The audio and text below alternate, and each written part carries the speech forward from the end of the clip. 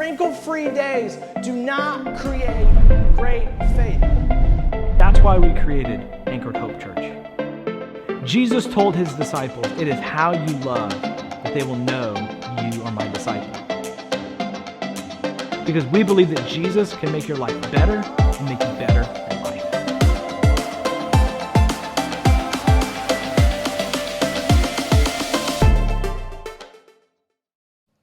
Hi guys, and of course you know who I am, Michael Davis, the lead pastor of Anchored Hope Church. Otherwise, why would you be watching this video? But I want to thank you for showing interest in becoming a member of Anchored Hope Church. And I want to take a few minutes to tell you a little bit of the story of Anchored Hope and where it came from.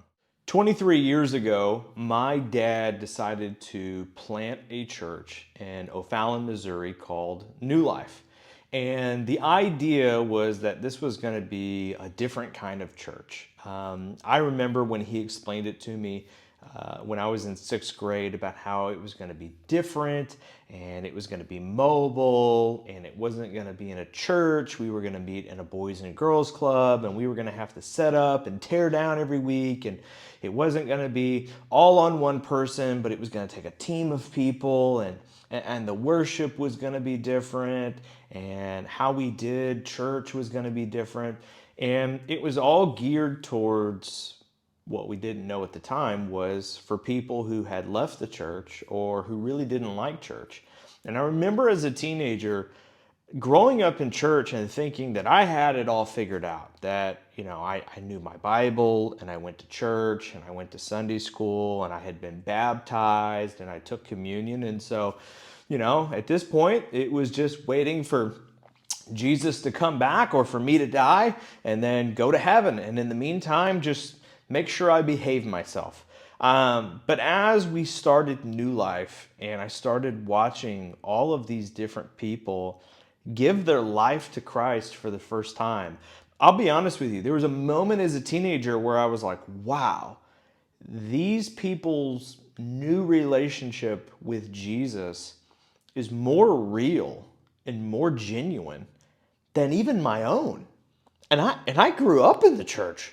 Well, what is that?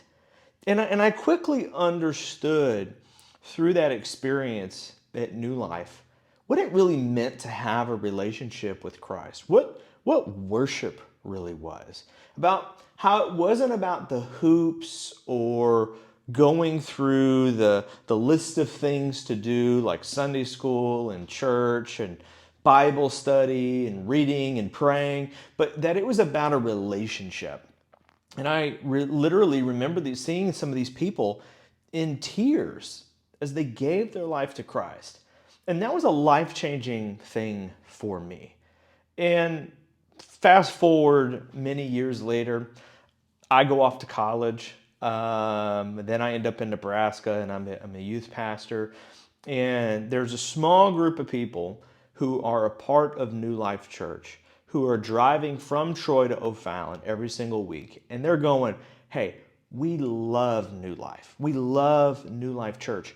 But we wish there was a New Life Church in Troy where we could invite our neighbors and we could serve our community and we could reach people and they wouldn't have to drive all the way to O'Fallon. So they began a small group for a year that began to make the plans to plant a church in Troy.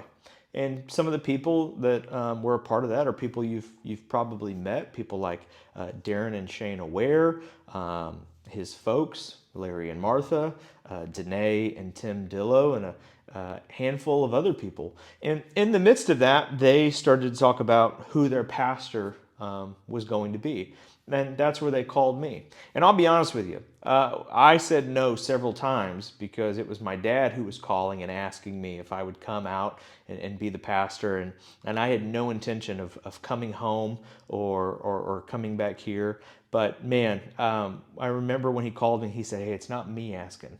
It's them asking. It's Larry and Martha asking. It's Darren and Shane. It's Tim and Danae. And I came for a conversation, and we met at the Firehouse Community Room just a couple blocks that way. And they shared their heart and I shared mine. And I remember Go figure. I was in tears. But it seemed like our hearts were aligned and we all had the same vision. And so that was in August 10 years ago.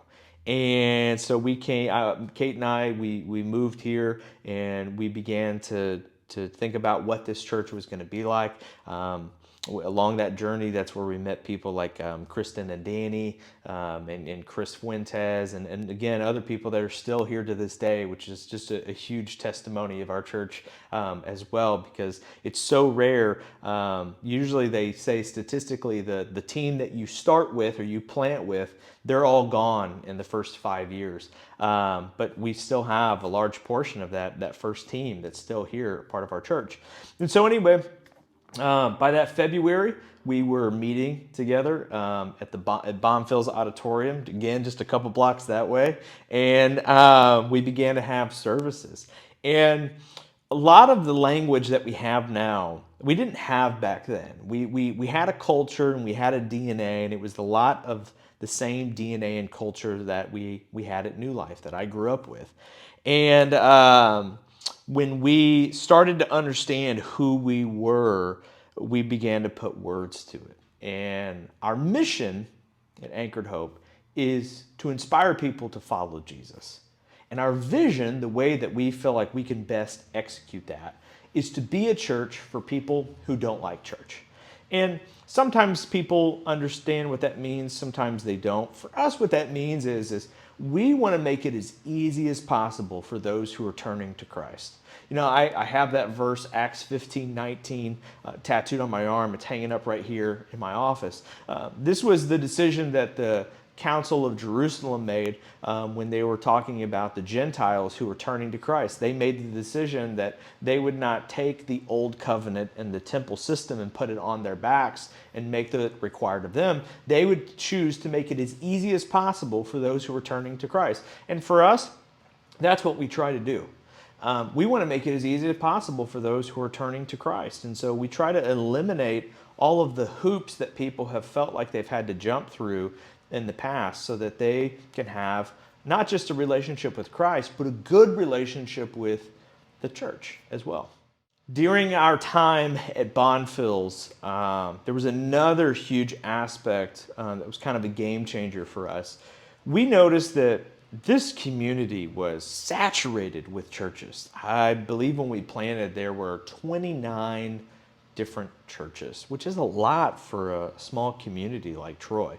And we thought, man, you know, there are other contemporary churches, there are some big churches, there are small churches. Like, what's going to make us different from everybody else? And I developed this, I called it the 5x5 model. I told everybody, here's what we're going to do. All these churches can be different, and that's fine. But I tell you what, 5 miles that way, 5 miles that way, 5 miles that way, and 5 miles that way, this is our hood. This is our territory. This is our community. This 5x5 model, everything that fits within this 5x5 circle, this is our area. This is our neighborhood. We're going to take care of it. And so we began to just take everything that was within 5 miles of us and adopt it as part of our church. So right across the street was the district offices for the school district. So we went over there, and we went and talked to them. We said, what are your needs? They pointed us to Main Street Elementary that was just a few miles down the road. We went to them. We said, what's your need? We said, hey, we are your church. We're going to adopt you. We're going to take care of you. Anything you need, we're here for you. We began to do that, and we very quickly found our niche in the community. And what was really interesting is in the middle of that, the rest of the community and the other neighborhoods started to say, well, hey, where's our church? Which church is going to adopt us? We want an Anchored Hope. We want a church to take care of us. And now, over time, what we have led the school district in is that every single school in this town has a church that is associated with them or that has adopted them, that is there to take care of their needs. We started that. We created that. We made that happen. And that's something that we are so very proud of. And it's something that carries through in our reputation when we have conversations with school districts now in Warren County and in Wright City. I mean, just a couple weeks ago, we had a meeting with a school in Wright City, and as soon as we came in, they said, we know exactly who you are because we know what you did in Troy. We know your story with Main Street Elementary. But not only that, but things like the mobile food market have been created, where once a month we have a mobile food market where the community surrounding us here in this area, people come and we are able to feed children and feed families and give them good quality food to get them through the season that they may be in.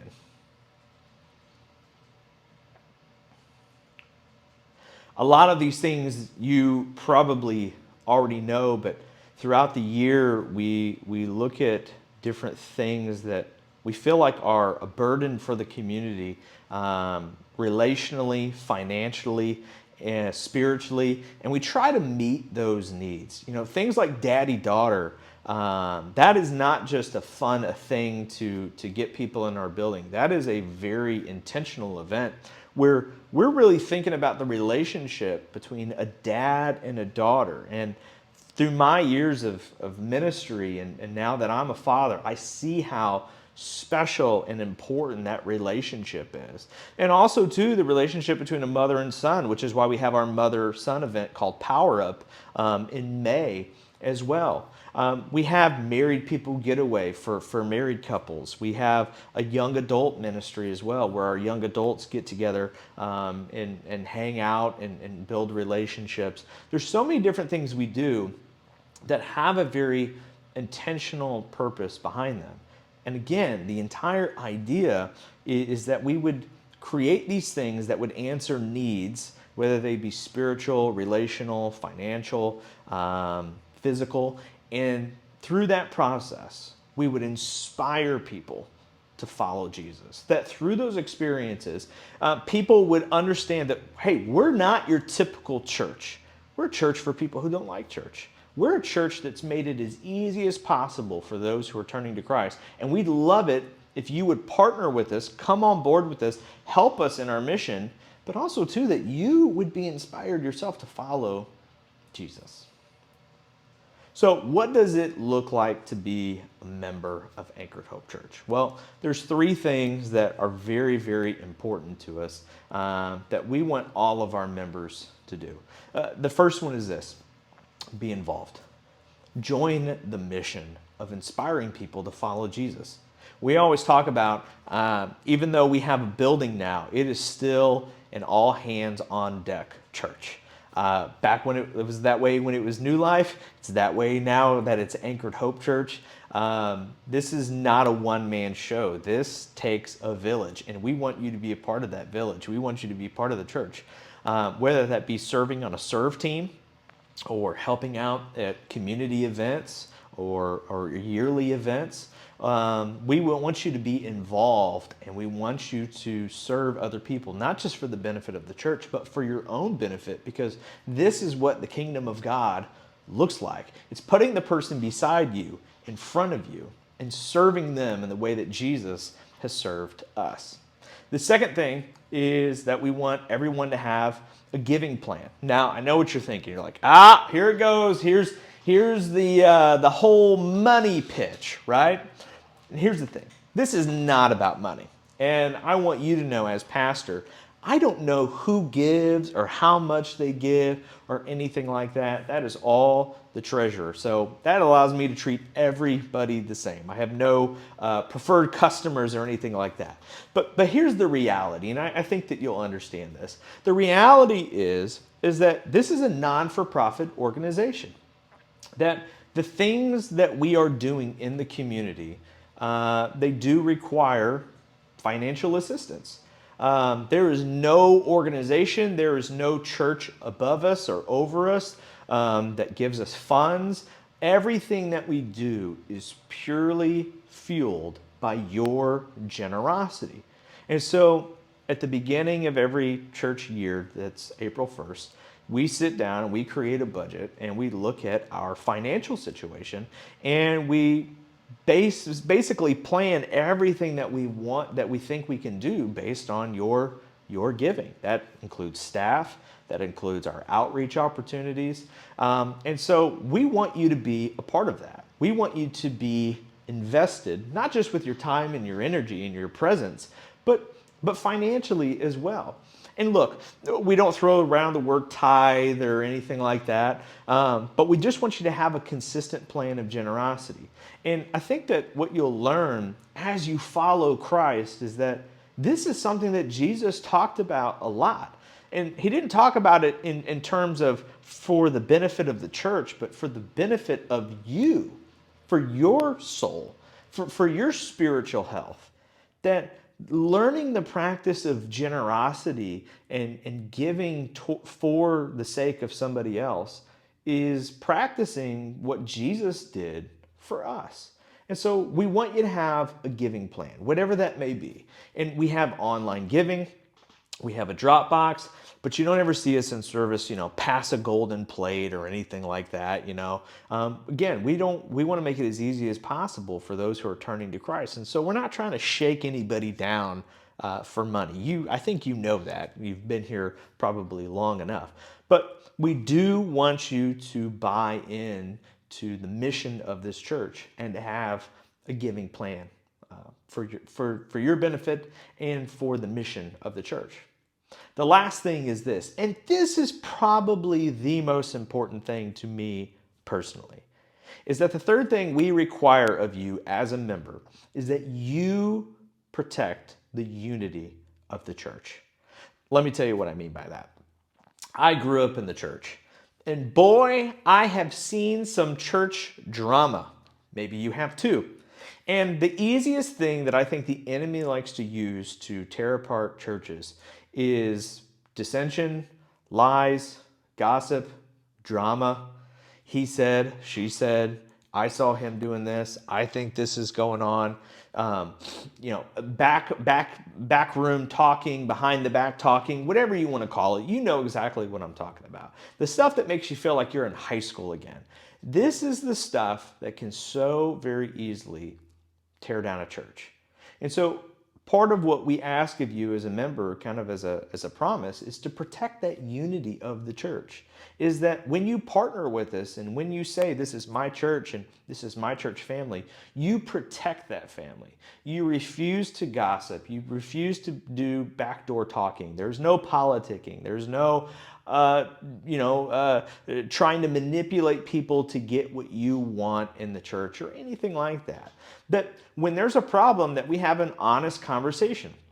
That you come to me and say, hey, I want to talk to you about this. I don't want to talk to somebody else about this, but that you come directly to the person that you need to talk to, whether that be me or another staff member or another member of the church, and we figure it out together. We do it the way that God requires of us to do it, because it's the way that he tells us that his kingdom is done, that we would reconcile with one another, that we would forgive one another, that we would show one another mercy and grace, that we would realize that although we're a church family, we all come from different backgrounds, different beliefs, different experiences. A lot of us are different ages. And so we have to have grace for one another. And we have to realize that this is a place where broken people gather. So guess what? You're going to rub shoulders and elbows with some broken people. None of us here are perfect, including myself. That's why we're all here, because we're trying to figure out what this follow Jesus thing looks like. And so we ask that you would protect the unity of the church, that you would keep this a peaceful place, that if there's a problem, you would come to the appropriate person, whether that be me or another leader in the church, and that we would be able to take care of it in a Christ-like way. So if you've decided that works for you, that this is your home church, that you want to join this team and become a member and partner with us, we would love it if you would consider becoming a member of Anchored Hope Church, that you would join us on this adventure of inspiring people to follow Jesus, that you would help us continue to make this place a church for people who don't like church. So if you've watched this video and you haven't gone and clicked something else yet, here's the next step. Inside of this email is a very, very small Google form that I would love if you would just fill out. Just telling us a little bit of your story, because your story is equally important to the story of Anchored Hope Church. So if you'd fill that out briefly and then email that back to me, I would appreciate it. And then on March 12th at our Troy campus, and 3 days later, 13th, 14th, 15th, March 15th, at our Wright City campus, we would love to introduce you to the church. Now, I'm not going to put a microphone in your face. I'm not going to have you feel weird. I just want to get you on stage with all the other people. It's going to be real quick, and just introduce everyone to you, because you're a part of this church. You're part of the family, and you are an important part of this. Without you, none of this would be possible. And you are going to help us inspire people to follow Jesus, and you're going to help us make this place a church for people who don't like church.